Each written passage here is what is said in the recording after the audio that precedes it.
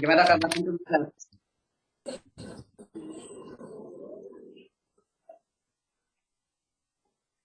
Baik, suara saya kedengeran? Baik, cek cek. Oke. Baik, sebelum kita mulai, ada beberapa aturan yang sebelum kita mulai, saya ingin membacakan aturan dulu. Yang pertama, untuk kepada para peserta untuk menyalakan kameranya, dan kedua untuk rename nama akunnya dengan format nama instansi, contoh Intan Yain Kediri, ya. Kemudian ketika yang terakhir, ketika webinar itu sudah mulai, diharapkan untuk kepada para peserta untuk mematikan suaranya.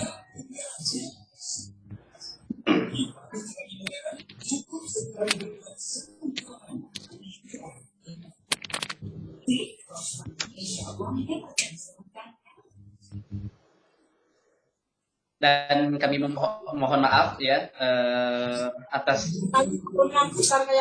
kita tadi ada beberapa kebutuhan menyebabkan terlambat beberapa menit. Kami mohon maaf yang sebesar-besarnya. Sebelum kita mulai, izinkan saya memperkenalkan diri dulu. Nama saya Muhammad Hadi Siswaya, asal dari Lombok. Universitas Muhammadiyah Mataram, yang sekarang ngambil jurusan pendidikan bahasa Arab. Ya. Di sini saya akan memandu teman-teman untuk beberapa jam ke depannya di acara webinar keilmuan kita dengan tema konstruksi bahasa Arab di dunia pariwisata. Nah, untuk lebih barokahnya, acara kita pada pagi hari ini yang menjelang siang.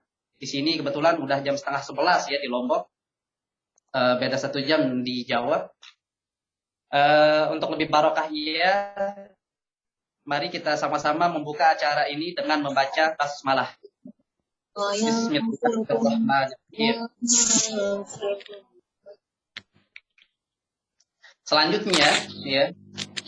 Selanjutnya,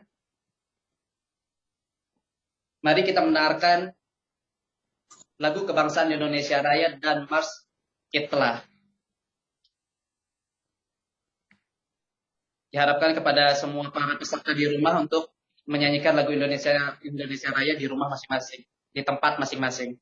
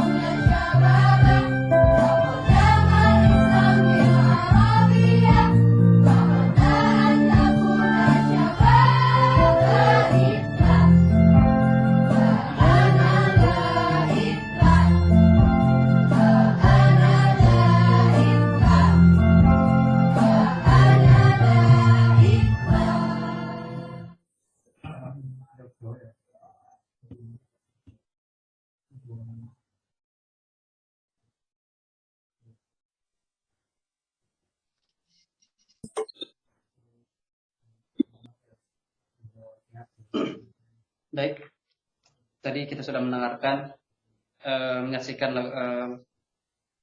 sudah menyanyikan lagu Indonesia Raya dan Mars Itlah. Selanjutnya kata sambutan sekaligus membuka kata sambutan sekaligus membuka acara oleh Syabab Aziz selaku Ketua Umum DPW 4 yang diwakili oleh akan tetapi Syabab Aziz berhalangan tidak dapat hadir dan akan diwakili oleh saudari Syabab Ail. Kepadanya kami persilahkan. Baik, terima kasih. Assalamualaikum warahmatullahi wabarakatuh. Alhamdulillahirrabbilalamin. Nasta'in wa ala muradin waddin. Wassalatu wassalamu ala asrafil anbiya wal mursalin wa ala alihi washabihi ajma'in, amma ba'du. Subahul khair. Kaifa halakum jami'an. Semoga semua yang hadir di sini dalam keadaan sehat walafiat ya. Saya ucapkan terima kasih kepada pemateri pada hari ini, Ustadz Doni. Dan saya ucapkan terima kasih juga kepada seluruh peserta yang telah mengikuti acara kajian webinar pada hari ini. Baik, saya di sini aku perwakilan dari Ketua Umum DPW 4 ITLA yang berhalangan hadir dalam acara ini. Walaupun seperti itu, tetapi tidak mengurangi rasa semangat kita dalam mengikuti acara webinar kali ini. Baik, saya selaku perwakilan mengucapkan terima kasih dan mohon maaf sebesar-besarnya atas kekurangan dan keterlambatan acara webinar pada hari ini. Semoga kita semua dimudahkan dalam mencari ilmu dan menyerap ilmu dari Ustadz Doni, pemateri hari ini. Mungkin itu saja yang bisa saya sampaikan. Semangat untuk semuanya. Terima kasih. Wassalamualaikum. Waalaikumsalam warahmatullahi wabarakatuh. Ya, baik. Tadi sudah kita dengarkan sambutan sekaligus. Belum dibuka ya tadi acara ya. Oh iya, Ya. pembukaan juga ya tadi. Mohon maaf saya lupa tadi. Ya, Baik, dibuka aja ya. kita buka acara webinar pada hari ini. Semoga semuanya dapat menyerap ilmu dari beliau Ustadz Doni dengan bacaan basmalah. Bismillahirrahmanirrahim. Baik, ya. Mungkin di webinar kita kali ini kita lebih ke mungkin kayaknya lebih ke sharing session ya, supaya lebih enjoy, lebih santai. Kita mendengarkan ketika mendengarkan penyampaian materi oleh Ustadz Doni Handriawan MPDI, kita lebih sharing session. Nah, ketika di webinar keilmuan kali ini ya, kita langsung saja ya. Di webinar keilmuan kali ini kita mengangkat tema konstruksi bahasa Arab di dunia pariwisata. Nah, artinya ketika ini temanya sangat visioner sekali, bagaimana tema kali ini untuk membuka wawasan, untuk membuka mindset, untuk membuka pikiran kita bahwasanya bahasa Arab itu sangat penting dalam dunia pariwisata. Nah, nanti kita akan sama-sama mendengarkan bagaimana penjelasan dari pemateri kita tentang terkait bagaimana konstruksi pembangunan dunia pariwisata menggunakan bahasa Arab. Nanti kita akan sama-sama dengarkan. Tentu ketika berbicara masalah pariwisata, pasti ketika yang pertama kali kita pikirkan bahwasanya ketika berbicara masalah pariwisata itu pantai, gunung, dan tempat-tempat wisata lainnya. Nah, sebelum kita memasuki acara selanjutnya, mari kita sama-sama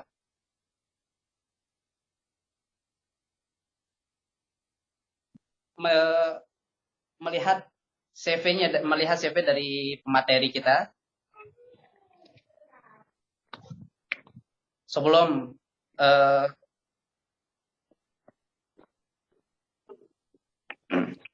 nah, kebetulan Masya Allah sudah pemateri kita sudah hadir, dan Assalamualaikum Ustaz.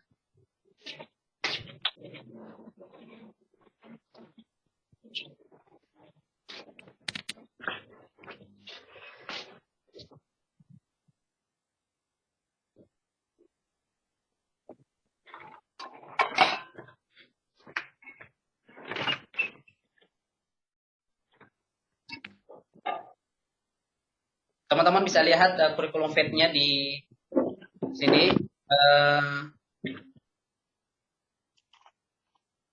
Nama Doni Handriawan MPDI, tempat lahir Pau Pampang 26 April 1986, jabatan fungsional akademik yaitu sebagai asisten ahli di perguruan tinggi Universitas Islam Negeri Mataram. Alamat rumah Desa Pampang Timur, Kecamatan Sukamulia. Ternyata kita sama-sama dari Lombok Timur ini, Ustaz. Ya, Insya Allah. Iya. Ternyata kita sama-sama dari Lombok Timur. Yang dari Anjani, Ustaz. Nomor telepon mungkin para peserta bisa nomor telepon 081 997 816 160. Teman-teman bisa mencatat nomor telepon narasumber kita. Riwayat pendidikan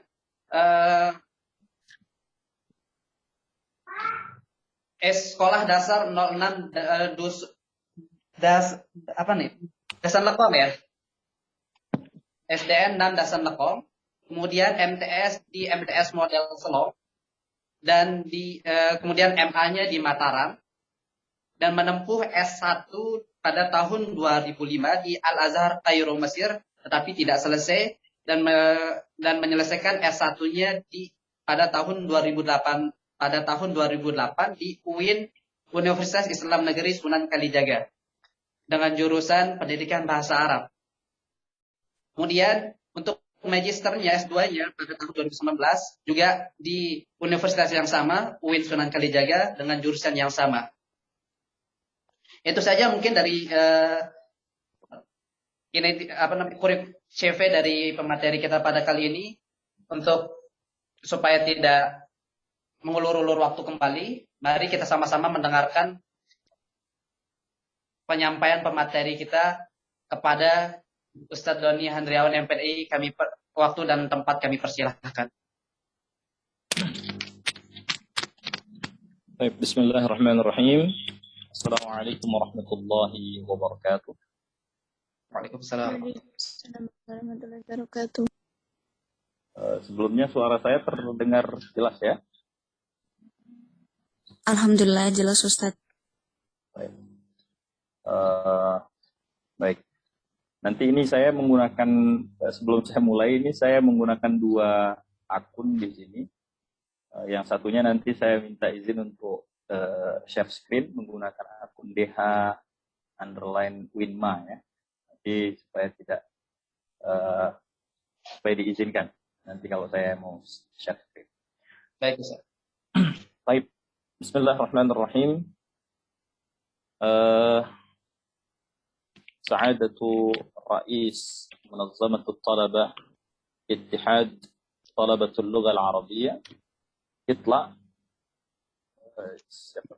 عبد العزيز، نعم، الذي تحل محله أختنا الفيانية. Siapa yang mewakili beliau tadi? Ya, Alfiani. وكذلك أخي الكريم محمد حديث سوايا رئيس الجلسة في هذه الندوة العربية. وكذلك أيها الحضور الكرام سعادة المحبين ومجاهدي اللغة العربية. الحمد لله رب العالمين، والصلاة والسلام على أشرف المرسلين سيدنا ومولانا محمد وعلى آله وصحبه أجمعين، وبعد. أيها الحضور الكرام، قبل أن ألقي أمامكم ماذا أريد أن أقدم يعني عن تشييد تعليم اللغة العربية للسياحة، اسمحوا لي بأن أشكر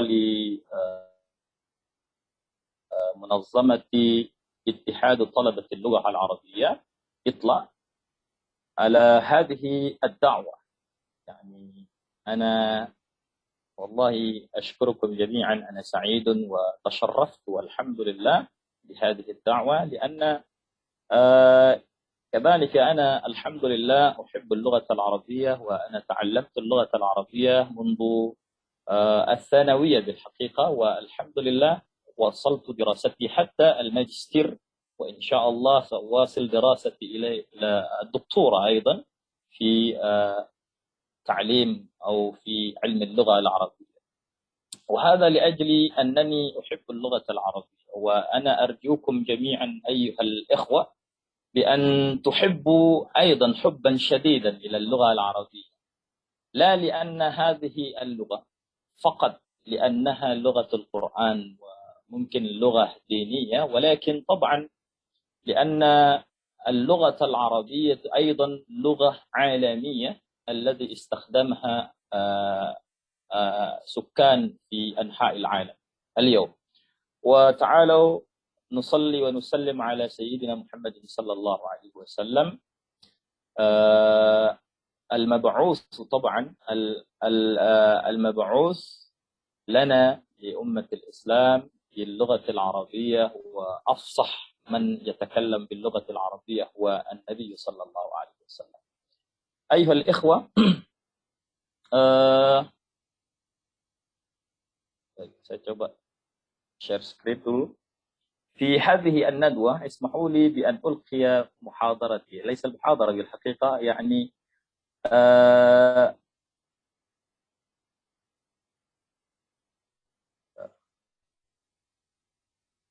Kalau tidak bermasalah dengan PowerPoint, saya coba PowerPoint dulu.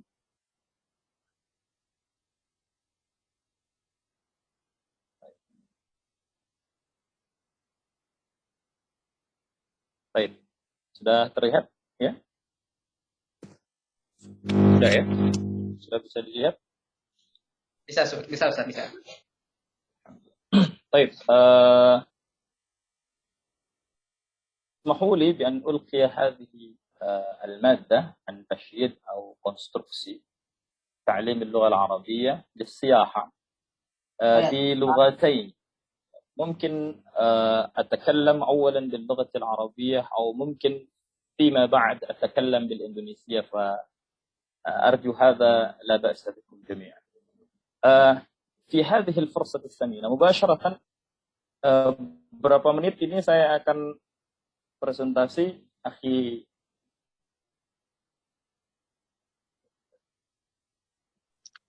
Kam daqiqah ya akhi?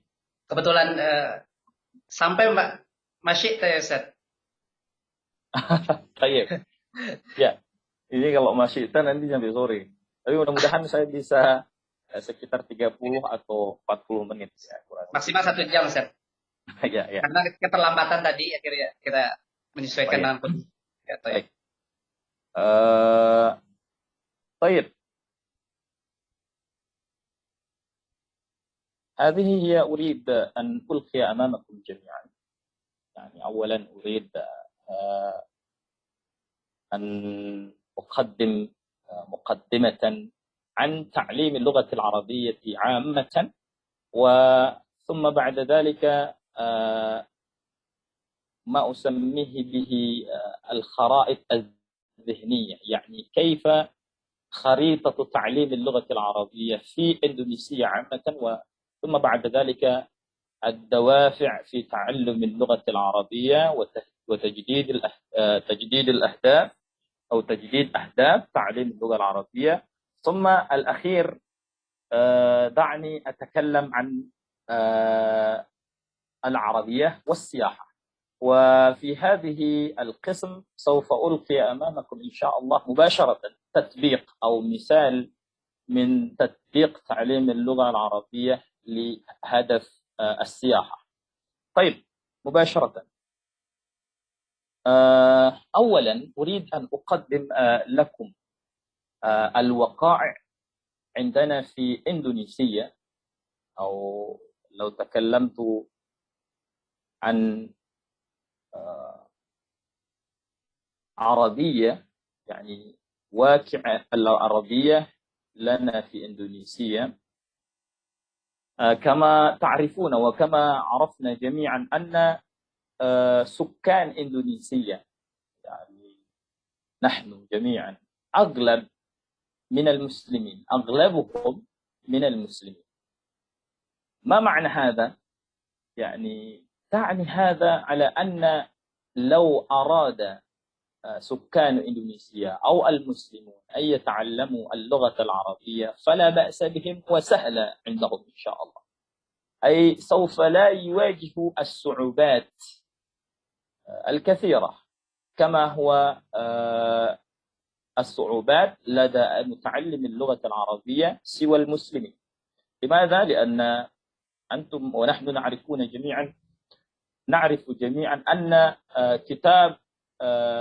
كتاب الدين، يعني كتاب لدين الإسلام القرآن مكتوب باللغة العربية، وكذا الأحاديث، يعني القرآن والسنة مكتوب بالعربية، والرسول أيضا مبعوث من العربي. فلذلك بالحقيقة أو حقيقة سوف لا نجد صعوبات في تعليم اللغة العربية، خاصة للمسلمين، يعني لسكان إندونيسيا. وأيضا نرى أو نجد أن هناك جامعات التي تفتح أو تدرس فيها اللغة العربية، بل هناك أقسام أو شعوبات أو شعب في تعليم اللغة العربية. كما نعرف أن في جميع الجامعات أو المؤسسات التعليمية، خاصة للدراسات العالية أو الجامعات في المستوى الجامعات، هناك كثير جدا قسم أو شعبة لتعليم اللغة العربية أو شعبة العربية وآدابها PSA atau PBA. وطبعا لو نرى بل هناك المدارس والمعاهد التي تدرس فيها اللغة العربية كمادة اللازمة أو واجب لجميع المتعلمين. لذلك هذه الوقائع عرفنا، وهناك الدوافع. طبعا الدافع الديني هذا أهم شيء في تعليم اللغة العربية، ولكن للأسف الشديد هناك الافتراضات السلبية عن اللغة العربية. ما معنى الافتراضات؟ أقولها الرؤية غير جيدة، الرؤية ليست جيدة عند متعلم اللغة العربية، بل عند المتعلم اللغة العربية. ما هي؟ أن متعلم اللغة العربية هناك بعض من يرى أن اللغة العربية لغة صعبة للتعليم وللتعلم، بل لدى متعلم اللغة العربية. Jadi banyak sekali mahasiswa ataupun para pembelajar bahasa Arab yang melihat ra'au anna al-lughat al-arabiyyah lughah صعبة للتعليم أو للتعلم. وللأسف أيضا, dan sayang sekali bahwa banyak juga كثير من المعلمين أيضا يعلم ويدرس اللغة العربية ويقولون أن هذه اللغة هي أصعب اللغة في العالم. Dengan bangga kadang-kadang juga ketika jadi saat yang bersamaan banyak juga pengajar yang mengatakan bahwa ini nih bahasa Arab ini adalah bahasa yang paling susah nih untuk dipelajari di dunia ini. Dengan bangga mengatakan seperti itu, sehingga للأسف الشديد وجدنا هذه الرؤية السلبية تتطور إلى الافتراضات السلبية. Jadi sayang sekali kemudian anggapan ini kemudian berkembang menjadi stigma yang tidak bagus terhadap bahasa Arab. هناك من رأى أن اللغة العربية خاصة يعني فقط يتعلمها خاصة لمن يريد أن يفهم، لمن يريد أن يتعلم ويتعمق يتركز في العلوم الدينية فقط دون الآخر. Jadi ada anggapan bahwa bahasa Arab itu ya hanya untuk orang-orang yang mau mendalami ilmu-ilmu agama saja. وهناك من يرى أيضا للأسف أن اللغة العربية أيضا خاصة لمن يريد أن يكون tuan guru. Kita kulna di Lombok yakni. Jadi seolah-olah kalau di Lombok itu orang yang mau belajar bahasa Arab itu ya orang-orang yang hanya mau jadi tuan guru atau kiai kalau di Jawa.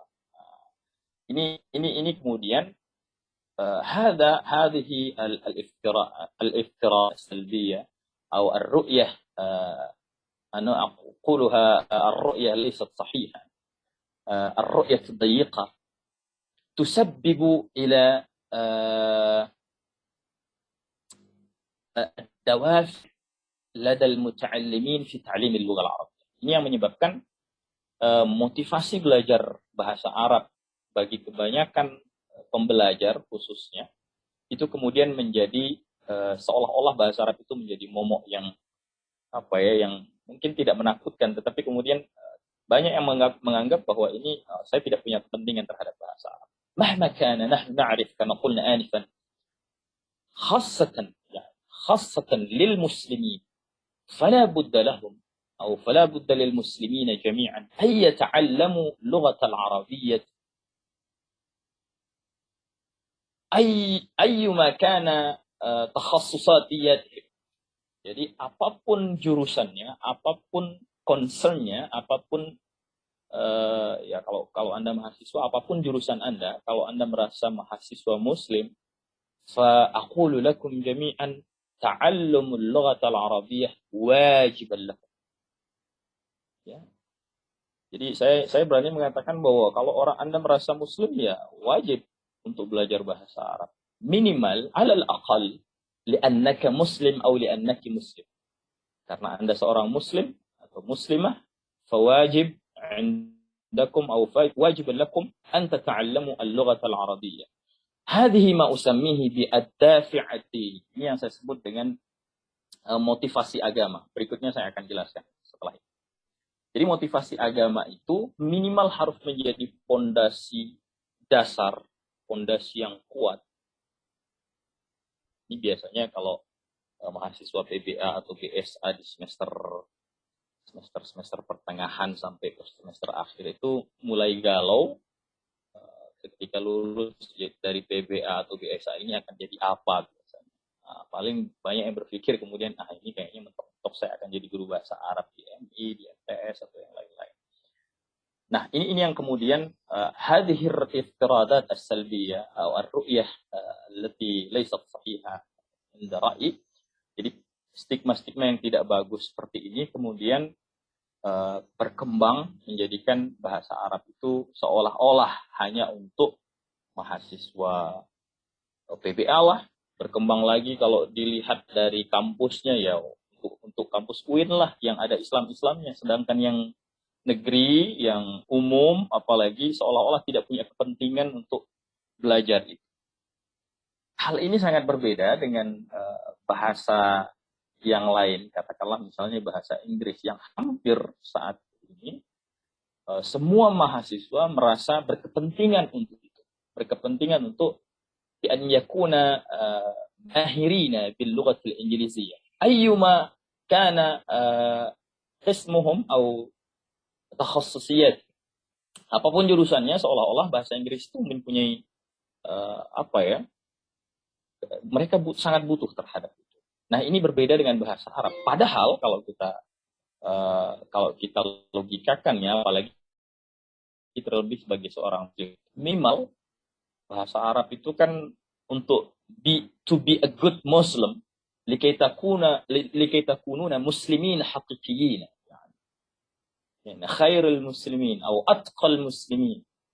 طبعا لابد بفهم المصادر الأساسية لدين الإسلام على وهو القرآن الكريم والسنة النبي.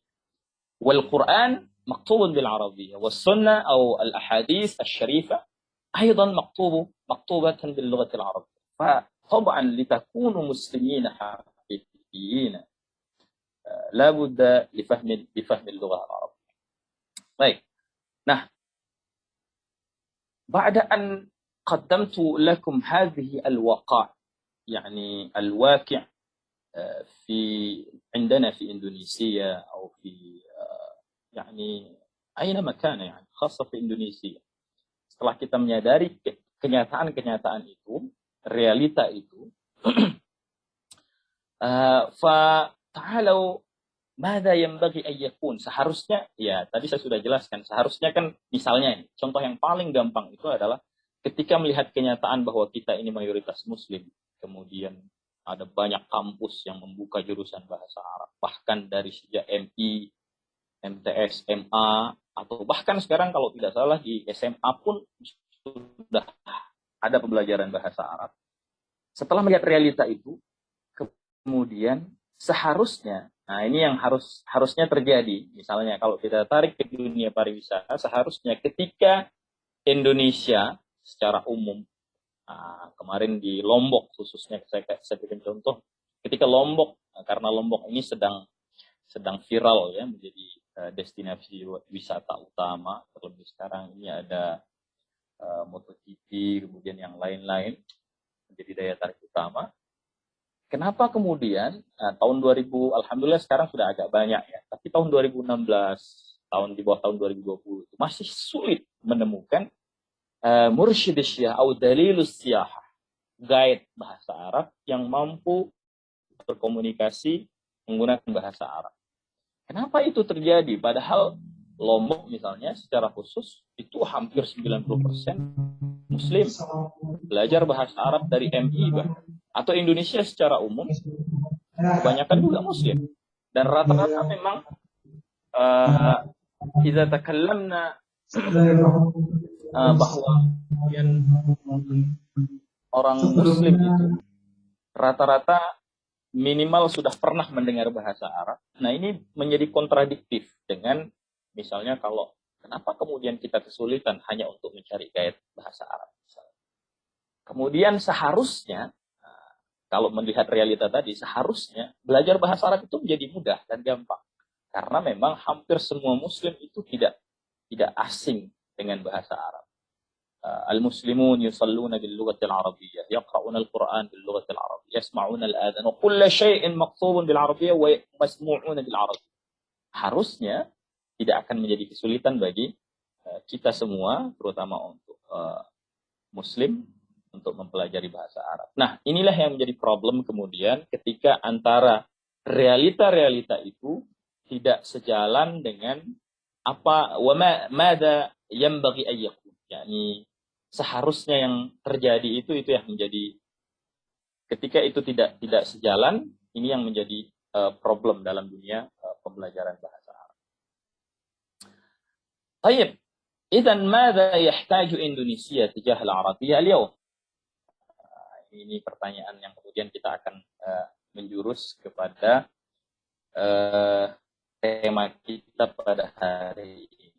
Mada yanbaghi atau mada yahtaju Indonesia? Atau apa yang Indonesia atau tempat kita masing-masing? Jika antum min Jawa, Syarqi, ماذا ينبغي أو ماذا يحتاج لومبوك تجاه العربية؟ ماذا يحتاج جاوة تجاه العربية؟ ماذا يحتاج إندونيسيا تجاه العربية؟ Ini yang menjadi harusnya menjadi pemikir kita bersama. Baik. Secara umum itu da'mi membaginya uqassim hadzal madkhal ila qismain. Yang pertama, al-madkhal ana aqulaha al-madkhal alladhi yara al-arabiyyah ka al-ilm. Jadi ada yang melihat bahwa bahasa Arab itu adalah ilmu pengetahuan yang memang bahasa Arab itu sendiri adalah sama seperti materi-materi yang lain, misalnya madah tafsir, atau kalau di eksak misalnya seperti ilmu matematika, biologi dan sebagainya. Kemudian yang kedua ada al-madkhal at-tawasul, yaitu pendekatan komunikatif di dalam fi ta'lim atau fi ta'allum al-lugha al-arab. Ketika kita mendekati حينما تعلمنا أو علمنا العربية بهذان المدخلان, menggunakan dua pendekatan ini, min hadza ta'lim aidan yakhtalif. Nah, sebelum mungkin nanti saya jelaskan secara ringkas. Kita melihat, saya secara induktif saja. Realita misalnya, pembelajaran bahasa Arab selama ini misalnya di ma'had, pondok-pondok pesantren, itu rata-rata menjadikan bahasa Arab itu sebagai alat untuk memahami teks-teks agama misalnya. Nah, sehingga dilihatlah bahwa ilmu bahasa Arab itu penting karena memang untuk memahami agama. Nah, ini yang saya maksud dengan biasanya motivasi ad-dafi' al-asasi idza dakhalna atau ta'allamna al-lughah al-arabiyyah wa idza ra'ayna al-lughah al-arabiyyah ilman, sebagai ilmu itu biasanya motivasinya adalah motivasi agama, yaitu li fahmi al-kutub wa turas al-diniyah. Ini biasanya yang menjadi motivasi utama. Nah, wa hadha yakhtalif حينما تعلمنا أو علمنا العربية كأنها أو بأنها لغة كما هو اللغات الأخرى. Ini berbeda ketika kita mempelajari bahasa Arab dan mendekati bahasa Arab itu karena memang dia adalah bahasa seperti bahasa-bahasa yang lain. Yakni al-adat at-tawasuliyah atau sebagai alat komunikasi. Dan ini adalah karakteristik bahasa secara umum, bahwa al-lughah hiya an-nutq, bahwa bahasa itu memang ujaran. Nah, ini Ini akan berbeda ketika kita mendekati bahasa Arab itu sebagai ilmu, otomatis pilihan metodenya pun akan berbeda. Biasanya kalau orang mendekati belajar bahasa Arab itu atau mengajarkan bahasa Arab itu sebagai ilmu, ya maddahnya pun berbeda. Biasanya dia langsung ke maddah qawaid ta'limil lughah al-arabiyyah dan sebagainya. Metodenya pun juga misalnya qawaid terjemah dan lain-lain. Berbeda dengan itu kalau kita dekati bahasa Arab itu sebagai komunikasi, maka rata-rata biasanya ya thariqatut tadrisnya juga akan berbeda-beda. Misalnya thariqah mubasyarah, kemudian sam'iyah, syafi'iyah, dan motivasinya juga akan sedikit berbeda. Ad-dafi' at-tawasuli, ini yang biasanya diambil. Jadi motivasinya karena memang komunikasi, ya sehingga thariqat ta'limnya juga akan berbeda. Maddahnya pun berbeda. Nah, baik. Nah, di sini perbedaannya, تكلمنا عن الدافع الديني في تعلم اللغة العربية من ناحية المادة, itu juga akan berbeda. Di situ biasanya maddahnya menggunakan kutubut turas, kutubul qawaid wa ghairiha, wa tariqa qawaid tarjamah wal qard, biasanya tujuannya itu adalah li fahmin nusus ad-dini. Ini berbeda dengan ad-dafi' at-takamuli, atau Ustaz, qara'tum kitab li Ustaz Dr. Muhbib Abdul Wahab, epistemologi pembelajaran bahasa Arab. Kalau antum pernah baca buku itu, di situ ada uraian tentang motivasi, pembagian motivasi orang belajar bahasa Arab. Ada motivasi instrumental, ada motivasi integrasi, integrated motivation, dan saya menambahkan ada ad-dafi' ad-dini yang saya sebutkan tadi, yang saya jelaskan tadi. Ad-dafi' at-takamuli atau integrated motivation ini biasanya dia mendekati bahasa Arab itu kemudian karena memang ada kebutuhan dia untuk misalnya berinteraksi langsung dengan orang Arab, misalnya menjadi guide ataupun ingin tinggal di Arab, misalnya menjadi TKI atau TKW. Ya, jadi tidak usah berpikir kemudian TKI TKW itu tidak bagus. Itu sangat bagus sebenarnya.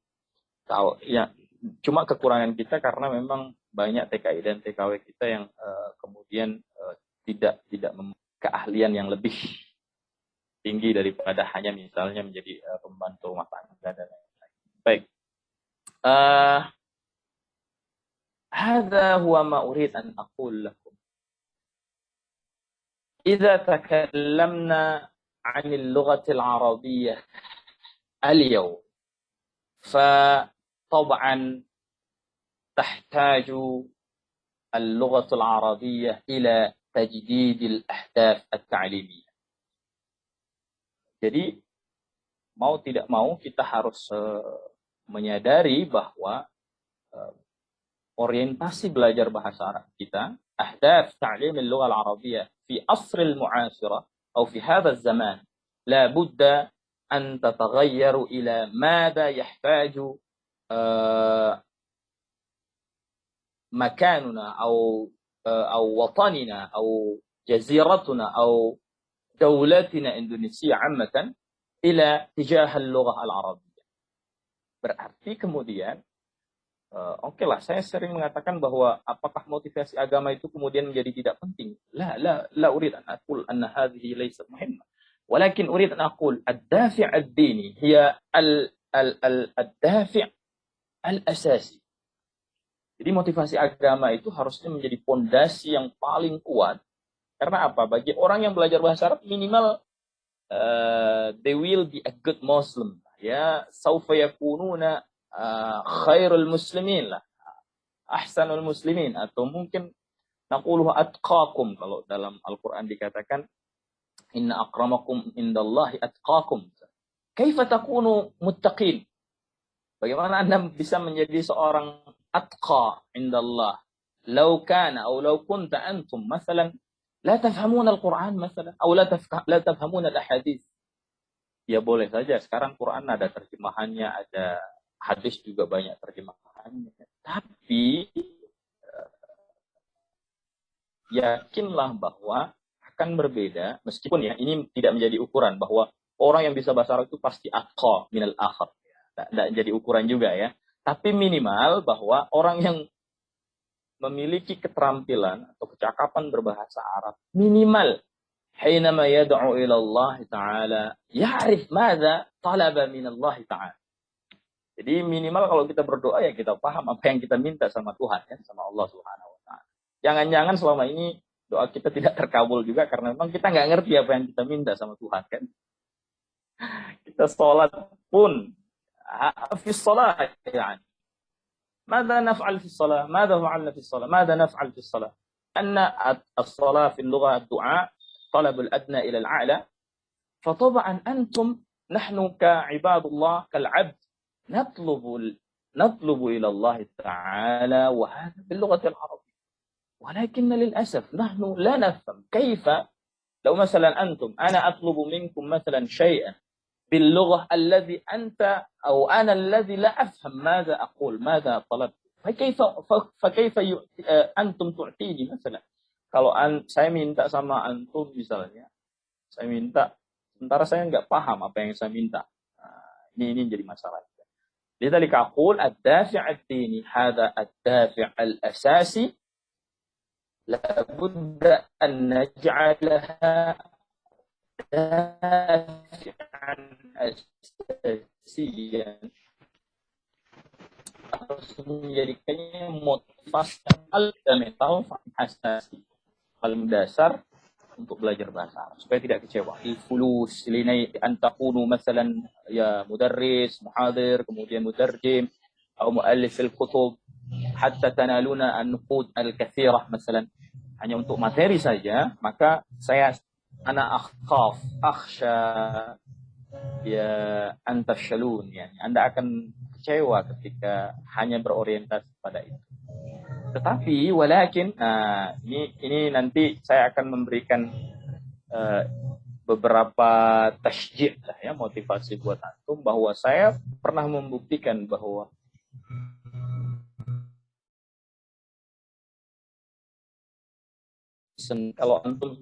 kalau kita concern dengan bahasa Arab dekat juga.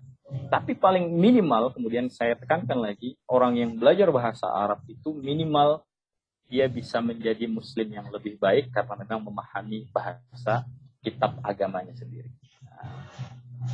Ini yang sehingga ayuhal hudhurul kiram saya ringkas lagi. Idza takallamna an al-lughah al-arabiyyah fa hunaka ad-dafi' ad-dini dan ini harus kita letakkan menjadi pondasi sekali lagi. Kemudian thumma ba'da dzalika تعالوا نضع اللغة العربية أنها لغة كما هو اللغات الأخرى. Kita juga harus bertindak adil terhadap bahasa Arab dan memposisikan bahasa Arab itu pada posisinya bahwa dia juga bahasa komunikasi seperti halnya bahasa-bahasa yang lain. Bagaimana ini harus kita sikapi ya. Karena begini. Ini memang saya katakan di satu sisi motivasi agama ini memberikan memberikan peluang bagi pembelajarnya sendiri, bagi mahasiswa, santri itu memang akan banyak harus belajar. Nah, tapi di sisi yang lain, lil asaf syadid, kadang-kadang motivasi agama ini membuat orang karena memang dia tidak bisa membedakan bahwa bahasa Arab itu ya dia sebagai bahasa agama, tapi di sisi lain dia juga sebagai bahasa komunikasi. Dan ini harus kita berikan ya porsinya masing-masing. Kalau kita melihat bahasa Arab itu sebagai bahasa agama, fa as-su'al yani hal yajuzu lana an nata'allama al-lughah al-arabiyyah مثلا min al-video atau min al-ghina مثلا. Ya kalau antum yang suka musik atau nyanyi-nyanyi misalnya, bagi yang tidak membolehkan ya enggak usah. Tapi bagi antum yang misalnya suka dengan hobi dengan mendengar itu misalnya, apakah boleh kita kemudian belajar bahasa Arab itu dengan mendengarkan pidato atau bahkan lagu berbahasa Arab misalnya? Maka kalau antum mungkin melihat dari aspek bahwa itu aspek agama misalnya, atau idza ra'aitum anna al-lughah al-arabiyyah lughah diniyah faqat, fasawfa tarawna anna hunaka misalnya kemudian boleh nggak kita gunakan uslub-uslub yang ada di dalam Al-Quran, kemudian kita kembangkan untuk bahasa komunikasi. Jangan sampai kemudian, saya ambil contoh misalnya, di Al-Quran misalnya kalau ada kata-kata kutiba alaikumus syiyam, misalnya, apa artinya kutiba alaikumus syiyam? diwajibkan atas kalian untuk berpuasa. Ya, itu terjemahan yang selama ini kita ketahui ya. Ya, diwajibkan ya artinya harus berpuasa. Wajib bagi kamu berpuasa. Bolehkah saya kemudian meminjam uslub itu ketika saya ingin mengatakan, oh ya akhil hadi, misalnya, Anda diharuskan besok hadir di kampus. Ya hadi, summa aqul, ya hadi, kutiba alaikal hudur fil jannah. Saya ambil uslub itu.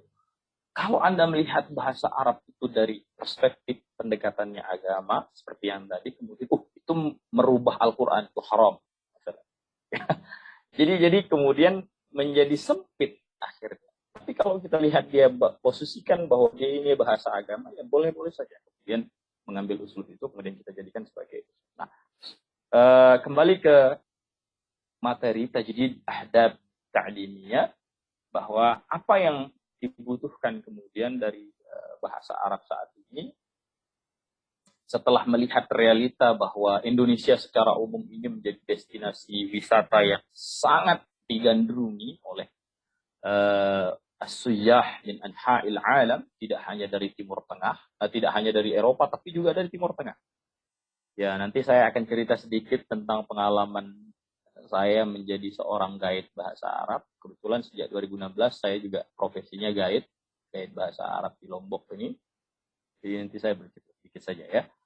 Tapi kemudian saya coba ke sini bahwa yang paling bijaksana kemudian adalah ketika belajar bahasa Arab memposisikan dia sebagai bahasa seperti yang lain, maka dia harus mengikuti apa yang madza yahtaju, masalan naqul law aqul madza yahtaju Lombok al-yawm tijah al-Arabi. Atau kalau Anda dari ada yang dari Jember, ada yang dari mana-mana ini, dari Jawa Timur atau dari Jawa secara umum. Mada yahtaju Jawa tijah al-Arabiyah? Mada yahtaju Sumatera tijah al-Arabiyah? Mada yahtaju Kalimantan tijah al-Arabiyah? Jadi kita harus menjawab tantangan itu. Apa yang dibutuhkan tempat saya nih? Selain ya kembali kalau bahasa agama, iyalah ya, itu yang utama. Tapi yang lain lah selain itu. Soalnya saya ambil contoh di Lombok. Mada yahtaju Lombok? Tahtaju Jaziratul Lombok di Arab. Saya tahu sejak 2015 itu, sejak dicetuskannya pariwisata halal, itu Lombok itu benar-benar menjadi destinasi yang sangat digemari, digandrungi oleh wisatawan. Tidak hanya dari Eropa, dari Barat, ya, tetapi juga bahkan dari Timur Tengah. Nah, ini kemudian apa yang dibutuhkan? Nah, inilah yang kemudian saya langsung ke contoh yang kemudian saya lakukan. Saya pernah melakukan penelitian qumtu bil bahthi an ta'lim al-lugha al-arabiyyah di Lombok. Jadi saya pernah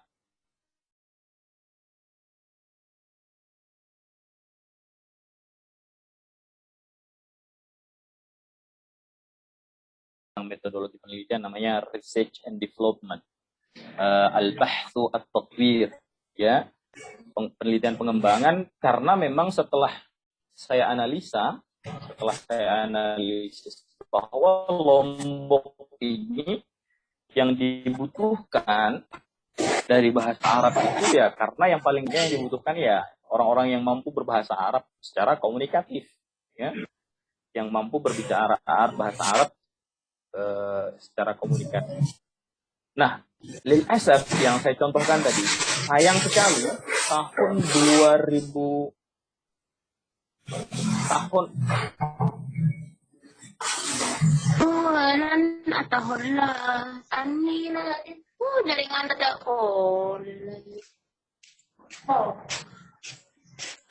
bisa presentasi berikutnya. Baik, bisa saya lanjutkan? Masih terdengar suara saya? Masih ya? Aman-aman. Saya lanjutkan. Saya ambil contoh di Lombok. Setelah saya melihat fenomena bahwa Lombok ini menjadi destinasi wisata yang utama, kemudian bahkan di tahun sejak tahun 2015 itu Lombok ini mendapatkan prestasi sebagai best honeymoon destination Dulu itu pernah mendapat penghargaan sebagai wisata honeymoon terbaik di dunia. Lombok itu. Kemudian halal tourism destination, ya, pokoknya banyak penghargaan lah. Setelah melihat realita itu, di tahun 2015 kebetulan saya pernah bertemu dengan Ketua HPI Himpunan Pariwisata Indonesia, kemudian juga Dinas Pariwisata waktu itu, lalu Fauzal. Beliau menyatakan keprihatinannya. Apa keprihatinan beliau? Kita ini qala anna nahnu huna fi Lombok wajadna ma'ahid wal jami'at wal madaris allati tudarras fiha al-arabiyyah kathiratun jiddan. Walakin hinama urid, ini kata Dinas Pariwisatanya, hina urid an abhas mursyid as-siyah atau dalil as-siyah. Ketika saya mencari guide yang berbahasa Arab, sangat susah, sangat sulit. Ini kenapa bisa terjadi? Padahal orang belajar bahasa Arab di Lombok ini contoh saja ya, mungkin terjadi juga di tempat-tempat yang lain. Padahal belajar orang-orang pada gandrung nih belajar bahasa Arab. Sekolah-sekolah banyak yang mengajarkan bahasa Arab. Bahkan kampus kalau di Lombok ini hunaka khamsu jami'at bal sittu jami'at allati tudarras fiha al-arabiyyah. Salah satunya mungkin kampusnya Abdul Hadi, di situ ada jurusan PBA, kemudian di UIN Mataram juga ada PBA. Di Lombok Timur juga ada mungkin 2 atau 3 kampus, bahkan saya nggak tahu di Sumbawa atau apalagi di Jawa ya. Jami'atun kathiratun jiddan wal ma'ahidun kathiratun jiddan. Tudarras fiha wa maddat al-lughah al-arabiyyah maddah wajibah ladad tullab. Kita tahu bahwa di pondok-pondok pesantren kan bahasa Arab itu menjadi materi wajib. Tetapi kemudian kegalauan beliau waktu itu, Kadis Pariwisata waktu itu, Kadis Pariwisatanya mengatakan, kenapa kemudian ketika kita ingin mendapatkan guide bahasa Arab, kenapa ini menjadi suatu hal yang susah? Nah, ini yang kemudian memotivasi saya waktu itu kemudian melakukan penelitian pengembangan, sehingga menghasilkan waktu itu penelitian saya itu alhamdulillah melahirkan sebuah buku Ta'li' al-Arabiyyah lis-Siyahah. Itu buku pembelajaran bahasa Arab untuk pariwisata.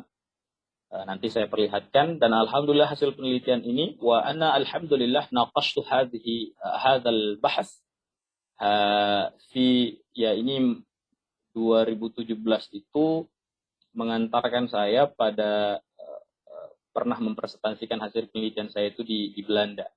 Ya, tahaddus bihadhihi an-ni'mah alhamdulillah bisabab al-lugha al-arabiyyah ana zurtu Holland wa zurtu ad-duwal al-Urubiyyah. Jadi saya pernah ke beberapa negara Eropa karena bahasa Arab, penelitian tentang bahasa Arab. Baik. Nah, ini saya contohkan saja langsung. Yang terakhir yang ingin saya sampaikan kemudian adalah al-Arabiyyatu lis-Siyahah. Tashyid ta'lim al-lugha al-arabiyyah li hajat as-siyahah. Saya contohkan di Lombok ya. Tapi ini bisa digeneralisir sesuai dengan tempat antum masing-masing. Yaitu bagaimana aplikasi pembelajaran bahasa Arab kemudian. Karena memang ya idza takallamna 'an at-tashyid atau konstruksi, sebenarnya ini lebih pas kalau kita berbicara tentang kurikulum ya. Kurikulum pembelajaran bahasa Arab yang kemudian disesuaikan dengan ya konteks lokalitas masing-masing, apa yang dibutuhkan oleh tempat masing-masing. Tetapi kalau kita berbicara kurikulum, saya rasa ini di tempat-tempat kuliah sudah sering ya. Makanya kemudian saya ajak antum untuk coba melihat bagaimana tatbiqnya, apa yang mestinya dilakukan muhibbil lugha al-arabiyyah atau mujahid, ana aqul mujahid lugha al-arabiyyah, para pencinta bahasa Arab atau para mujahid yang memang menjadikan bahasa Arab ini kemudian menjadi medan jihad kita. Ya, saya selalu mengatakan bagi mahasiswa bahasa Arab atau siapa saja yang cinta terhadap bahasa Arab, inilah memang medan syiar dakwah kita. Menjadikan bahasa Arab itu sebagai bahasa Arab ya katakanlah sudah mendunia, tetapi kemudian ya memang aneh ya, bahasa Arab itu sangat dekat tetapi kadang-kadang terasa jauh. Dekat karena memang setiap hari sebenarnya bagi seorang muslim kita ngomong bahasa Arab, tapi terasa jauh ketika kemudian Kenapa ketika orang ngomong bahasa Arab kok kita nggak bisa ngomong? Ini yang jadi penyakit di dalam belajar bahasa Arab. Ya, ini penelitian saya dulu, ya R&D. Jadi setelah saya melakukan analisis seperti tadi, analyzing, ya, qumtu bi tahlil al-mushkilat ta'lim bil lugha al-arabiyyah. Jadi saya melakukan analisis tentang problem pembelajaran bahasa Arab di Lombok, ya, antara realita dengan yang seharusnya itu tidak balance, tidak sejalan. Realitanya kita mesti belajar bahasa Arab di mana-mana. Bahkan anak kecil yang belum kenal bangku sekolah pun sudah belajar baca Al-Quran. Tapi kemudian menjadi susah sekali menemukan orang yang mampu berkomunikasi bahasa Arab. Ini imbalance.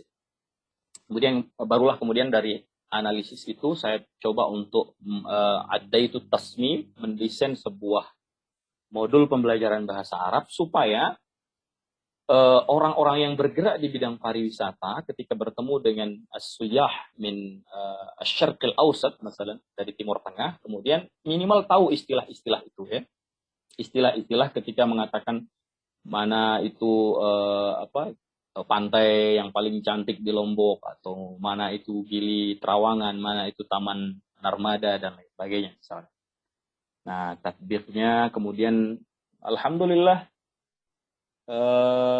jadi ini penelitian sehingga menghasilkan sebuah produk. Ya, ini realita, ya. Ini realita yang ada di analisis yang saya lakukan, bahwa beginilah realita bahasa Arab di Lombok khususnya, ya. Ada kurang lebih, ini tahun 2004, ini sudah lama dan saya yakin sangat berkembang. Ada hampir 360, bahkan ada 1000-an lebih pondok madrasah maupun pondok pesantren yang mengajarkan bahasa Arab. Kemudian ada 5 kampus yang membuka jurusan bahasa Arab. Namun kemudian tidak bisa menjawab tantangan bahwa Lombok nih saat ini butuh guide bahasa Arab. Mana nih? Nah, kira-kira begitu. Waktu saya ikut training menjadi guide bahasa Arab, lil asaf ini saya mengatakan bahwa yang menjadi guide waktu itu kebanyakan kemudian bukan dari alumni-alumni pondok pesantren maupun kampus yang jurusannya bahasa Arab. Ya, kalau antum tahu bahwa kebanyakan, jadi memang seolah-olah ya kampus tidak bisa menjawab tantangan saat ini bahwa bahasa Arab itu butuh guide bahasa Arab. Lombok itu butuh guide bahasa Arab. Nah, ini dia. Ini dia bentuk kitabnya dulu ketika belum diterbitkan, tapi alhamdulillah sekarang sudah saya terbitkan buku ini. Al-Arabiyatul Lisiyahah. Ini ada 5 bab. Sebenarnya ada banyak bab, tapi karena ada beberapa perbaikan kemarin dijadikan menjadi 5 bab di situ. Nah, ini dia bukunya. Ya. Nah, ini dia. Jadi Al-Arabiyatul Li'aqradin Khassah, saya menamakan produk ini menjadi Al-Arabiyah Li'aqradin Khassah, Al-Arabiyatul Lisiyahah. Nah, jadi ayyuhal hudurul kiram, sekali lagi saya ingin mengatakan bahwa apa yang kemudian bisa kita lakukan terhadap bahasa Arab, khususnya terkait dengan konteks pariwisata, ya. Terkait dengan konteks pariwisata. Apa yang bisa kita lakukan? Minimal begini. Pendekatan belajar bahasa yang seharusnya kita ambil sebagai, oke lah, saya menggunakan perspektif saya kita sebagai pembelajar bahasa Arab. Ya. Pendekatan belajar bahasa yang kemudian tidak boleh kita tinggalkan adalah pendekatan bahasa yang memposisikan bahasa Arab itu sebagai bahasa komunikasi seperti halnya bahasa-bahasa yang lain. Ini yang banyak ditinggalkan.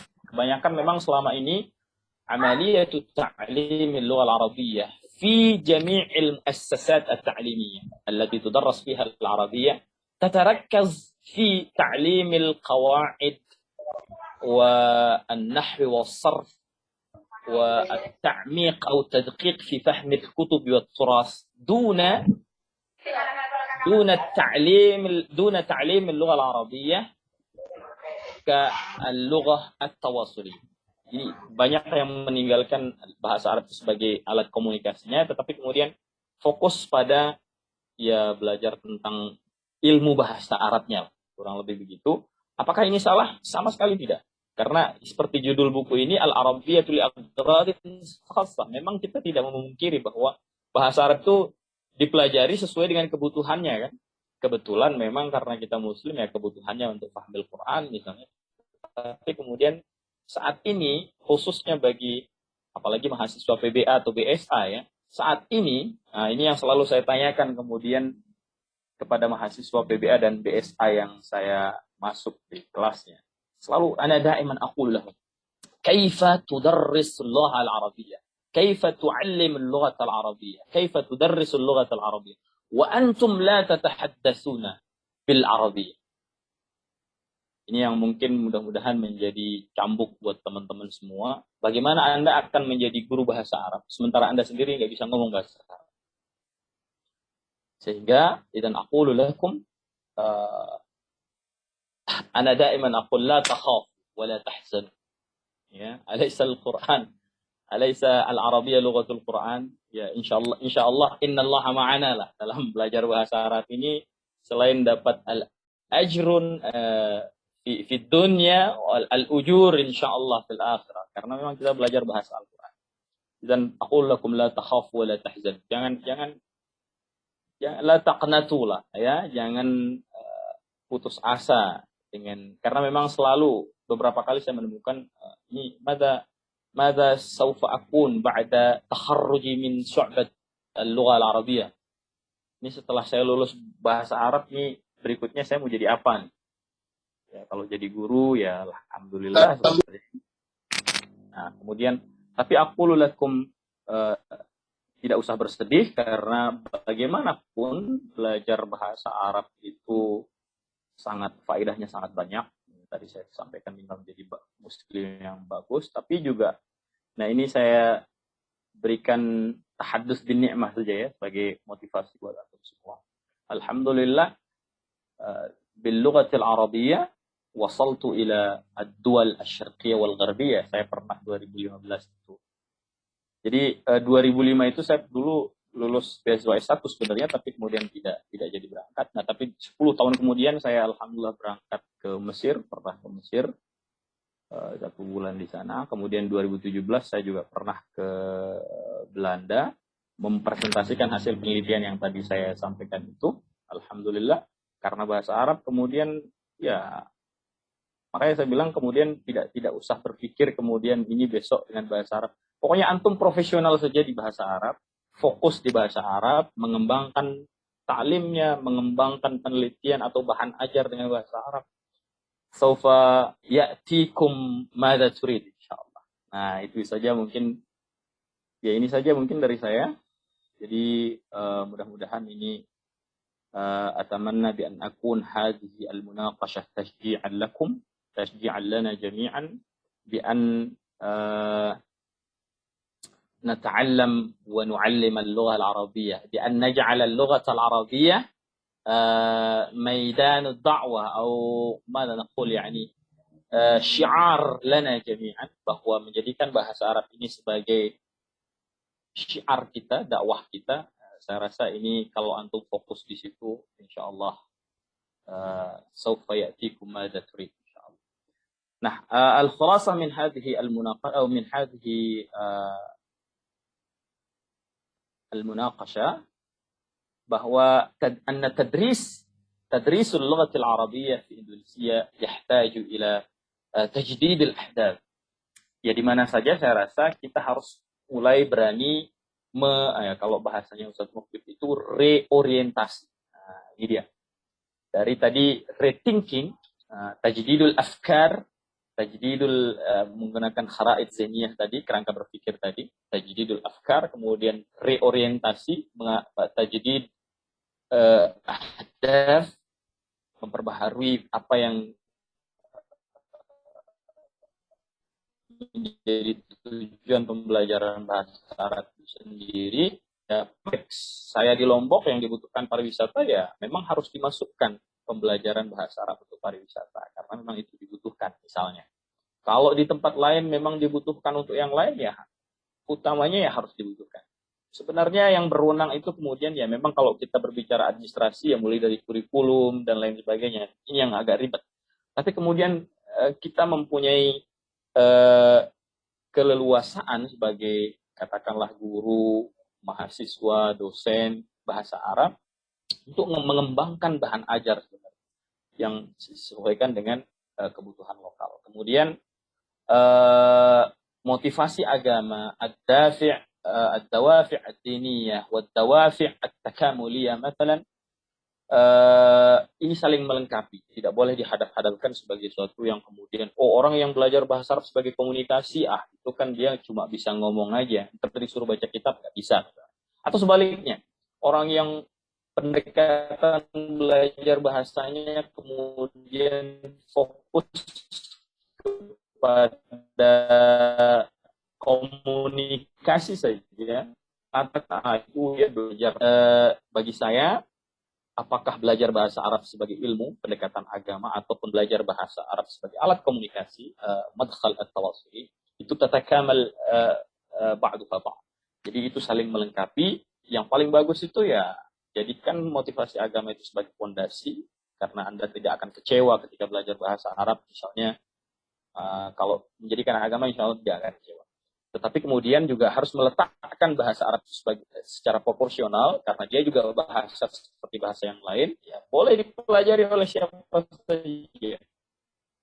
Kalau antum kan ini generasi milenial tahu sendiri kan sekarang bahkan orang Korea itu sedang gandrung-gandrungnya belajar bahasa Arab. Kita gandrung-gandrungnya nonton film Korea, orang Korea gandrung belajar bahasa Arab. Kalau antum lihat di YouTube, orang-orang Korea yang belajar bahasa Arab itu Masya Allah ya, menghafal ayat-ayat pendek, menghafal Al-Fatihah demi belajar bahasa Arab. Kita dari sejak sebelum masuk SD saja udah hafal Fatihah ayat-ayat pendek, kenapa kemudian menjadi melempem semangatnya belajar bahasa Arab? Nah, kemudian ya bentuknya belajar kalau memang tentang pariwisata ya kita harus berani kemudian berinovasi, minimal misalnya salah satu contohnya mengembangkan bahan ajar yang sesuai dengan kebutuhan pariwisata.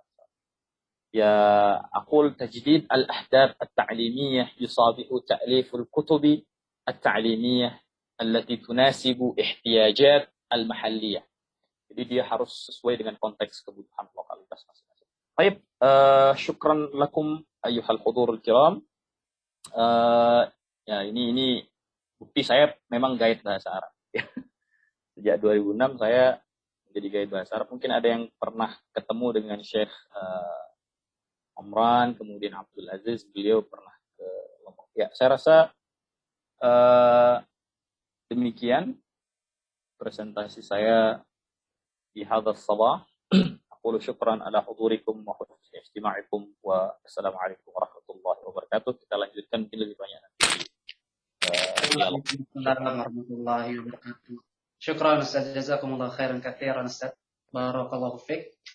Sangat menarik sekali tadi disampaikan sama narasumber kita bahwasanya bahasa Arab itu sangat penting dalam dunia pariwisata, dan tadi juga dijelaskan tadi bahwasanya yang menjadi di dunia pariwisata itu sangat sulit sekali kita temukan seseorang yang vokal atau yang fasih dalam berkomunikasi bahasa Arab. Dan kemudian mungkin ini jadi PR kita semua sebagai mahasiswa untuk mengembangkan lagi bagaimana mengembangkan lagi bahasa Arab kita.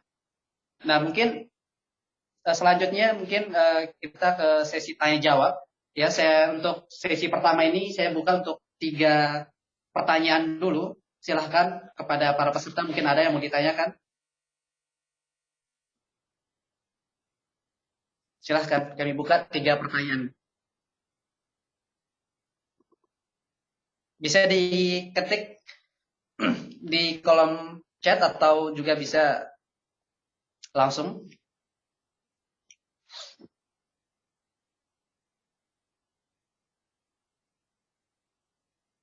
Ya, Kuliah Nur Imana, Madura. Silahkan.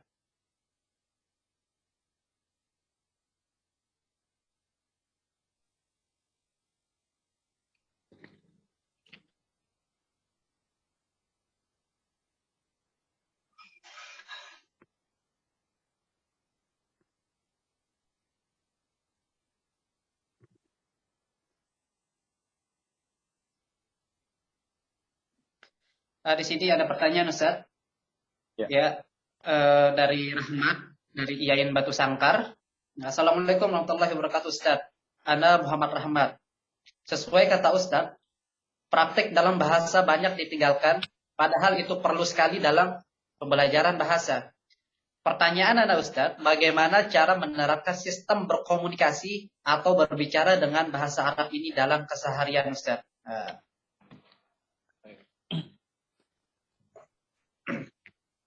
Baik, ada Mau lagi dijawab mungkin? langsung atau satu-satu Ustaz? Kita bacakan semua. Ada berapa pertanyaan di situ? Ini baru 2 di kolom komentar baru ada 2. Yang pertama tadi min akhina Muhammad Rahmat. Baik. Kemudian yang kedua dari Ini dari Ulia. Dari Yain Madura. Assalamualaikum Ustaz, bagaimana? Ya? Ya, pertanyaannya? Bagaimana cara kita meningkatkan maharoh kalam bagi non penutur Arab? Baik. Ini hampir sama lah ya, 1, 2 ya. Ya. Baik.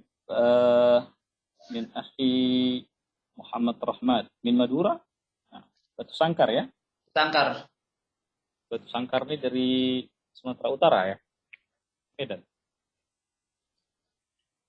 Baik. Pertanyaan yang pertama dari min akhina Muhammad Rahmat min YIN Batu Sangkar. Menerapkan sistem berkomunikasi atau berbicara bahasa Arab dalam keseharian. Kemudian juga ini hampir mirip dengan yang kedua, yaitu bagaimana mengembangkan maharatul kalam bagi non penutur Arab. هذا السؤال أنا قدمتها لدى أنا حينما كنت طالبا مثلكم جميعا أيضا أنا قدمت هذا السؤال إلى أحد العربي يعني أحد العربي dan sekarang orang Arab itu alhamdulillah dia menjadi mungkin orang Indonesia ya karena menikah dengan orang Jogja kalau tidak salah. Ustaz Mahmud Hamzawi mungkin antum di antara yang kenal ya. أنا قدمت هذا السؤال أنا سألت إليه يا أستاذي كيف أتكلم اللغة العربية مثل العربي كالمتكلم الأصلي وأنا عجمي وأنا لم أزور أو لم أذهب إلى أي دول عربية كانت. Saya bertanya waktu itu gimana nih supaya bisa ngomong bahasa Arab seperti orang Arab sementara kita sendiri nggak pernah nih ke negara Arab. Karena bagaimanapun belajar bahasa itu ya apa saja saya rasa kalau tidak pernah mendengar dari penutur aslinya itu memang agak-agak berbeda. Mungkin ketika kita belajar bahasa Arab itu hanya misalnya dengan sesama teman kita yang kemudian sama-sama tidak pernah mendengar misalnya, karena waktu dulu saya dulu di asrama saya di Mandua dulu ada namanya MAK Mataram program khusus yang kita di situ berkomunikasi bahasa Arab. Ketika waktu itu kita tidak pernah mendengar orang Arab yang asli baik secara langsung ataupun melalui media-media ya kemudian bahasa Arab kita ya bahasa Arab tapi bahasa Indonesia. Maza turid ila aina anta haya nazhab ila hunaka atau mungkin ada yang dari Gontor mungkin ini biasa dengan bahasa-bahasa seperti itu dulu ya tapi kalau yang sekarang kan media belajarnya kalau memang tidak bisa bertemu langsung dengan orang Arab kemudian tidak menjadi masalah karena media belajar bahasa Arab saat ini ya fi hadzal zaman intasharat yani katsiratun jiddan jadi media YouTube, media apa saja, Anda mau dengar orang Arab manapun saat ini itu sangat gampang. Tapi saya ingin mengatakan begini, berkomunikasi. Nah ini fi ta'limil lughah al-arabiyyah ini harus kita letakkan begini. Ada bahasa Arab yang ini yang jadi kemudian ini harus bisa dibedakan. peta yang tadi saya jelaskan itu al-kharaid az-zihniyah fi ta'lim al-lugha al-arabiyyah. Ketika kita mengatakan ingin belajar bahasa komunikasi bahasa Arab, maka kita posisikan bahasa Arab sebagai bahasa pada umumnya, bahwa dia adalah alat komunikasi. Sehingga metode belajarnya, materi belajarnya pun tidak kemudian terpaku pada pembelajaran bahasa Arab yang selama ini kita lihat. Karena memang selama ini pendekatan belajar bahasa Arab itu ya memang bahasa Arab sebagai ilmu. Kalaupun ada yang mengatakan bahasa Arab itu alat, iya, tapi kemudian mempelajari bahasa Arab sebagai alat itu kemudian benar-benar fokus pada belajar nahwu, shorab, sehingga ada anggapan bahwa kalau Anda mau hebat bahasa Arab itu harus hafal Al-Jurumiyah, kemudian Alfiyah Ibnu Malik, dan lain sebagainya. Kalau hadafnya itu ya tujuannya itu adalah memahami kutub wa turas misalnya, kitab-kitab agama yang berbahasa Arab. Enggak masalah, memang harus ditempuh jalur itu. Tapi walakin idza qulta urid an akun atau an astati'a atahaddath bil lughati al-arabiyyah wa atakallam bil lughati al-arabiyyah, maka pendekatannya kemudian harus dirubah, pendekatan komunikasi. Itulah bedanya. Nah, ini dia. Hunaka farq baina lughah al-arabiyyah kal-ilm wa al-lughah al-arabiyyah kal-maharah. Ada perbedaan karakteristik ketika kita memposisikan bahasa Arab itu sebagai ilmu dan bahasa Arab sebagai keterampilan. Bahasa Arab sebagai ilmu ya udahlah, kita sudah paham. Bahasa Arab sebagai keterampilan sebenarnya siapapun dia yang ingin belajar bahasa Arab, apakah melalui sekolah belajar reguler di sekolah-sekolah atau di kampus-kampus, masuk jurusan TBA atau BSA, ataupun tidak, itu dia akan saufa yastati an yaktasib al-lugha al-arabiyyah. Dia akan mampu untuk menguasai bahasa Arab. Saya berani mengatakan bahwa ana zurtu Masr, saya pernah ke Mesir, kemudian mendapatkan anak-anak kecil yang belum sekolah fasih sekali bahasa Arab. Ya. Sedangkan kita di Indonesia, mahasiswa PBA atau BSA, kalaupun ada setengahnya itu alhamdulillah, syukur sekali kalau ada yang setengahnya kemudian aktif berkomunikasi bahasa Arab. Kenapa itu bisa terjadi? Kenapa orang Arab yang belum sekolah, anak-anak orang Arab yang belum sekolah, pintar bahasa Arab, fasih bahasa Arab, meskipun mereka belum sekolah, belum masuk jurusan PBA misalnya kayak kita. Sedangkan kita yang sarjana, ya setengahnya pun yang di satu kelas misalnya jurusan PBA atau BSA, setengahnya ada yang aktif bahasa Arab tuh oke, tapi kadang-kadang hanya beberapa orang yang kemudian mampu berkomunikasi. Kenapa itu bisa terjadi? Karena memang bahasa Arab itu adalah keterampilan, maharah. Lidzalika hunaka حينما تعلمنا اللغة العربية هناك 4 مهارات في تعليم اللغة العربية: مهارة الاستماع، مهارة الكلام، مهارة القراءة، ومهارة الكتابة. هذه المهارات ال4 نكتسبها بالممارسة. Nah, ini yang saya ingin katakan. Kalau antum mengatakan saya sudah sejak MI udah belajar bahasa Arab, bahkan sebelum masuk MI belajar bahasa Arab 6 tahun, di MI 6 tahun, Sanawiyah 3 tahun, Aliyah 3 tahun, udah berapa tahun? Udah 12 tahun. Belum lagi masuk PBA 4 tahun, udah berapa tahun tuh belajar bahasa Arab? Ya. Walakin limadza la atakallam bil lughatil arabiyyah ya Ustaz? Karena mungkin antum belajar bahasa Arabnya selama ini pendekatannya ya bahasa Arab sebagai ilmu saja. Maksud saya, dia mendekati bahasa Arab itu kemudian belajar tentang ilmu bahasa Arabnya, tapi di satu fi nahiyatin ukhra tuhmiluna al-lughah al-arabiyyah ka al-adat at-tawassuliyah. Kita mengabaikan maharatul kalamnya.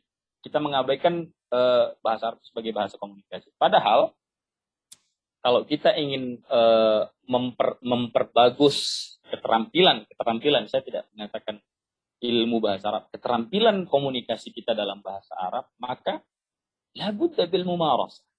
Harus dengan latihan terus-menerus dan membiasakan diri. Kalau antum mengatakan saya sudah hafal Al-Jurumiyah Ibnu Malik, kemudian antum tidak pernah melatih diri untuk berkomunikasi, ya antum tidak akan bisa untuk komunikasi. Sebaliknya, saya berani mengatakan kalau antum biasakan diri istimewa, kemudian biasakan diri berbicara bahasa Arab. Meskipun antum belum hafal Jurmiyah atau Ibnu Malik, saya jamin antum bisa komunikasi. Ya, karena saya lihat sendiri anaknya orang Arab belum sekolah aja udah pintar bahasa Arab. Karena memang setiap hari dengar bahasa Arab, komunikasi bahasa Arab. Itu kaidah tabiatnya keterampilan, maharah. Namanya keterampilan itu tidak mesti antum harus S3 bahasa Arab, tidak mesti. Tapi yang namanya keterampilan itu siapapun antum yang kemudian paling sering mumarasah, ya antum yang akan paling terampil berkomunikasi ataupun yang lain. Terus bagaimana caranya Ustaz? Ya banyak mendengarkan, banyak berkomunikasi.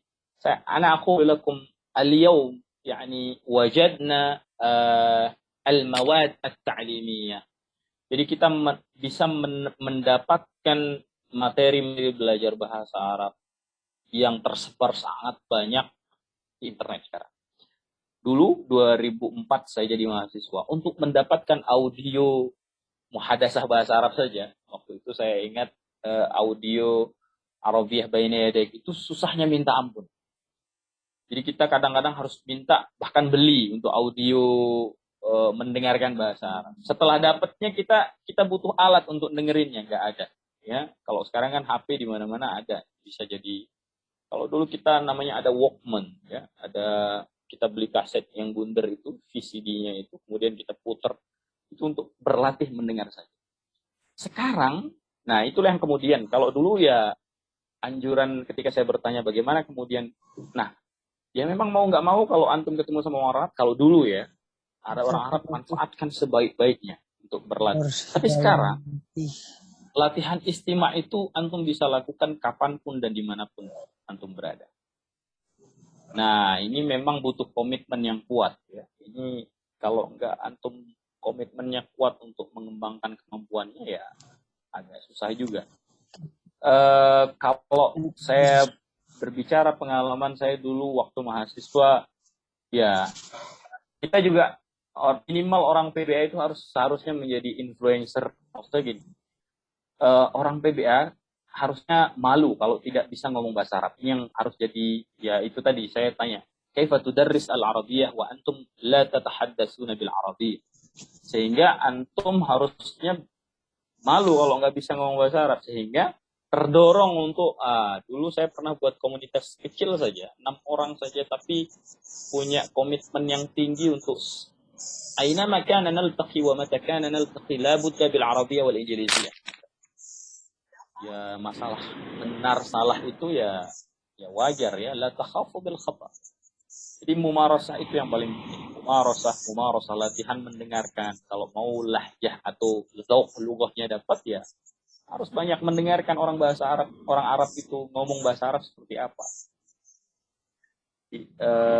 Gitu ya jawaban saya dari 2 pertanyaan tadi.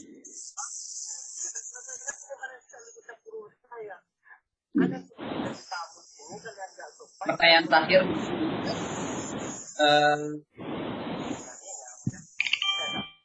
ini dari Endah Zaman Luar. Assalamualaikum Ustaz. Kalau kita sudah usia agak tua, bagaimana agar juga mudah untuk bisa cepat berbahasa Arab? Dan adakah waktu-waktu tertentu yang bagus untuk belajar bahasa Arab agar mudah mengingat kosakata bahasa Arab? Nih. Dari siapa? Dari Hibji. Pemdes. Ini mungkin pertanyaan terakhir mengingat waktu di sini di Lombok sudah gitu. mau zuhur ya. Saya ya di Lombok udah jam 12. Baik. Sekali lagi sebenarnya saya tadi sudah menyinggung masalah ini. Bahwa namanya keterampilan itu dia karakteristiknya memang agak berbeda dengan sains lah ya, ilmu pengetahuan pada umumnya. Sehingga memang keterampilan itu tidak menutup kemungkinan bagi siapapun.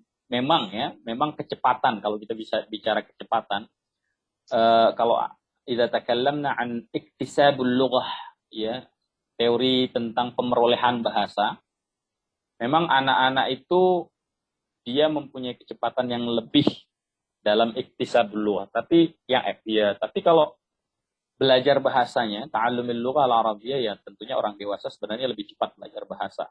Tapi memang kadang-kadang kalau orang sudah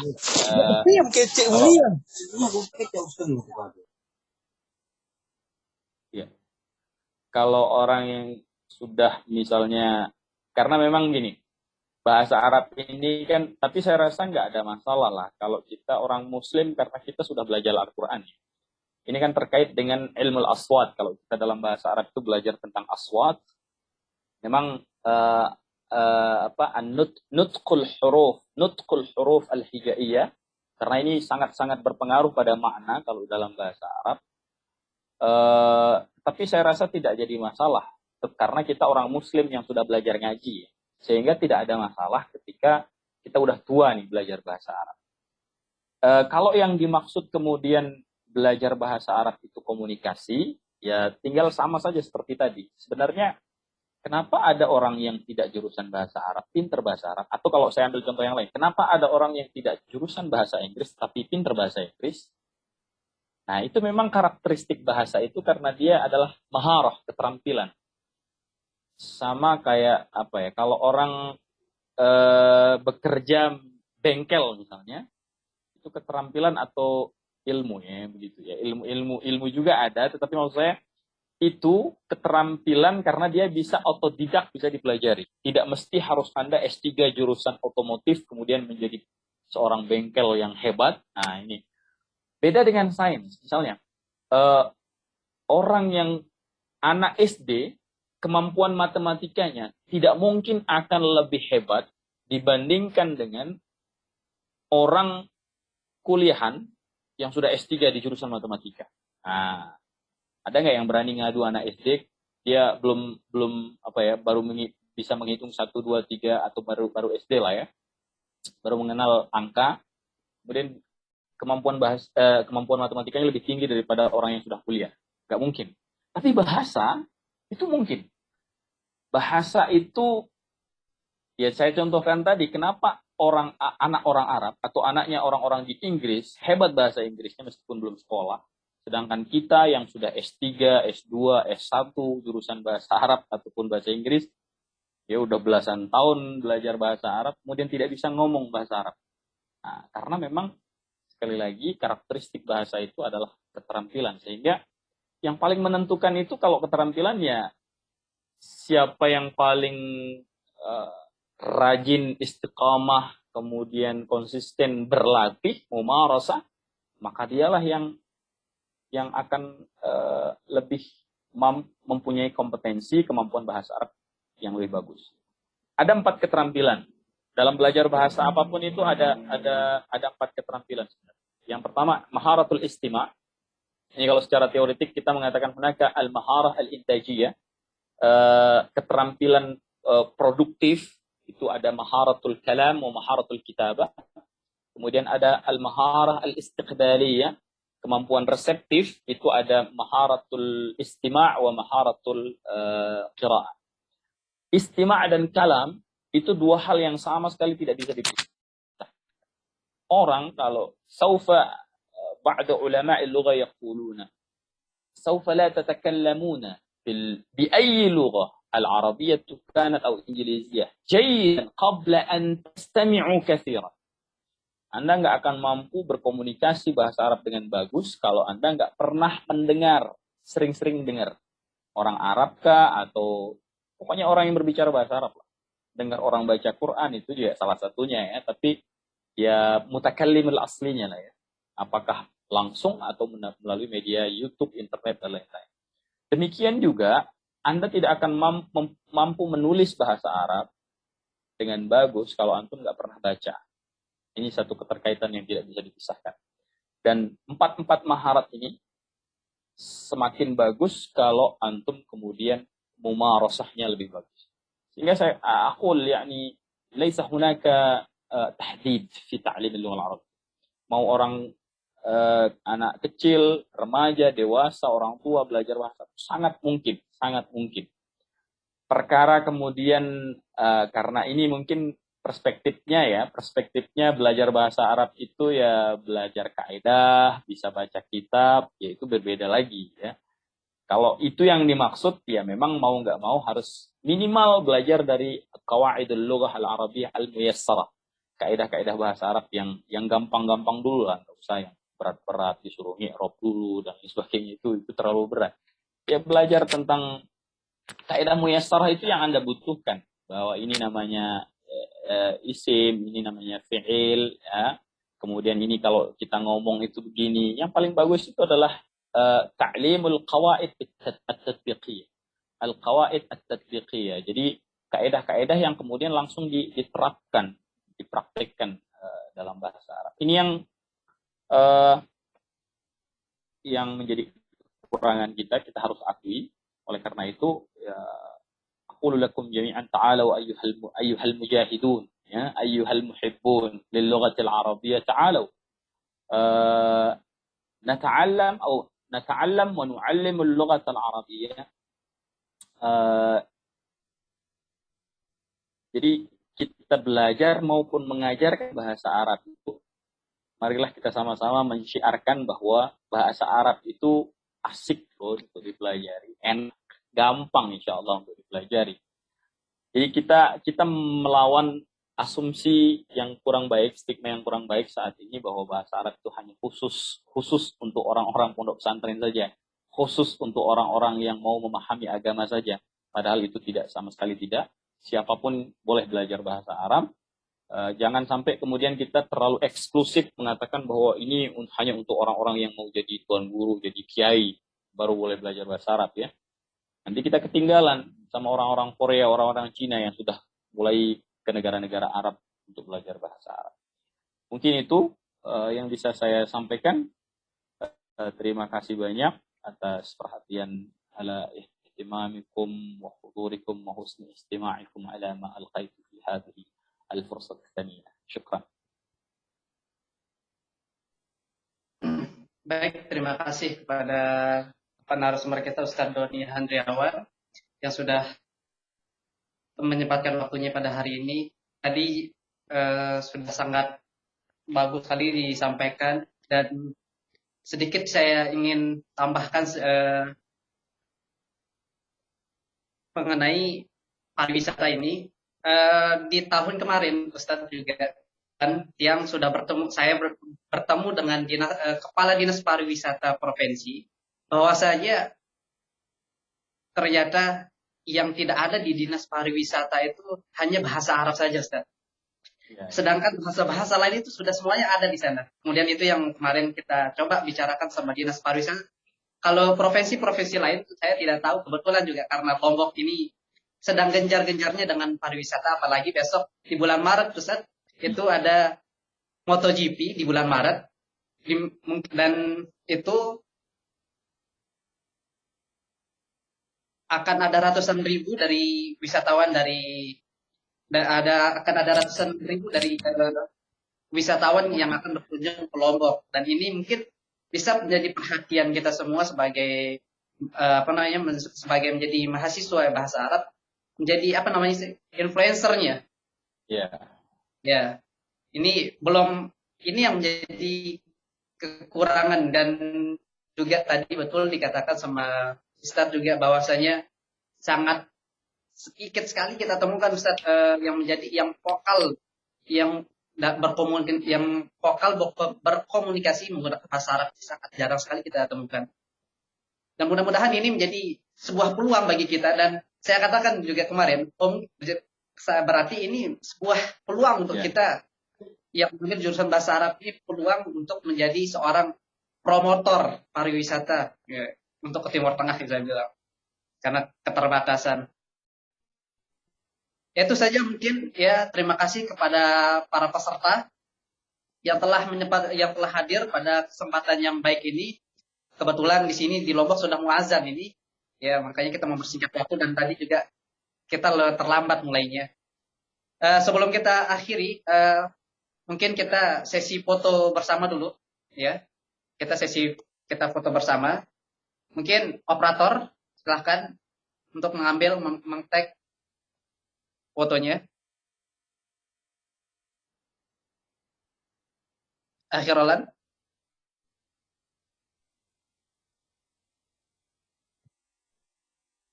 Ini mana ini?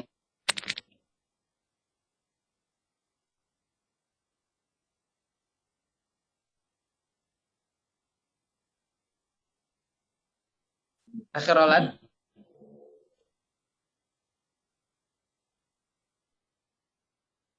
Halo. Saya disilahkan untuk mengambil kita foto bareng dulu ya sebelum mengakhiri acara. Siapa yang akan ngambil ini? Antum. Oke. Satu. Dimohon untuk pada para peserta untuk menyalakan semua kameranya ya.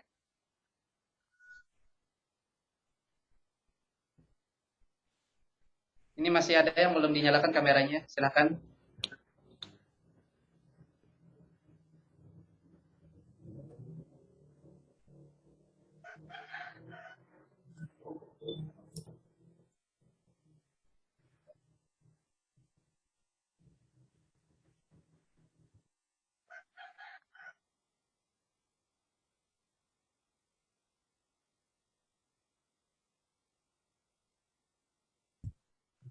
Oke. Sorry. Baik, terima kasih banyak kepada belum atau sudah?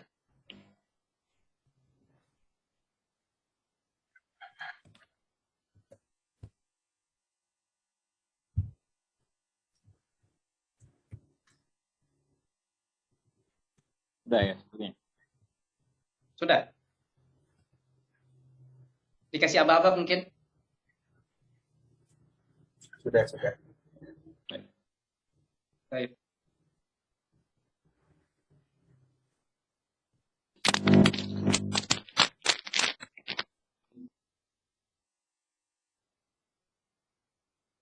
Sudah ya? Oke, baik. Terima kasih kepada seluruh peserta. Terima kasih kepada Bapak narasumber yang sudah menyempatkan waktunya pada pagi menjelang siang ini. Dan juga terima kasih kepada seluruh peserta yang telah hadir untuk mensukseskan acara webinar kita pada kesempatan ini. Mudah-mudahan apa yang tadi disampaikan oleh Ustadz kita, oleh narasumber kita bisa menjadi ilmu yang bermanfaat untuk kita semua dan menjadi bisa kita terapkan dalam kehidupan sehari-hari kita untuk untuk melatih vokal kita dalam berbahasa Arab. Sekian dari saya mengakhiri. Barakallahu fikum. Kita tutup acara ini dengan sama-sama membaca hamdalah.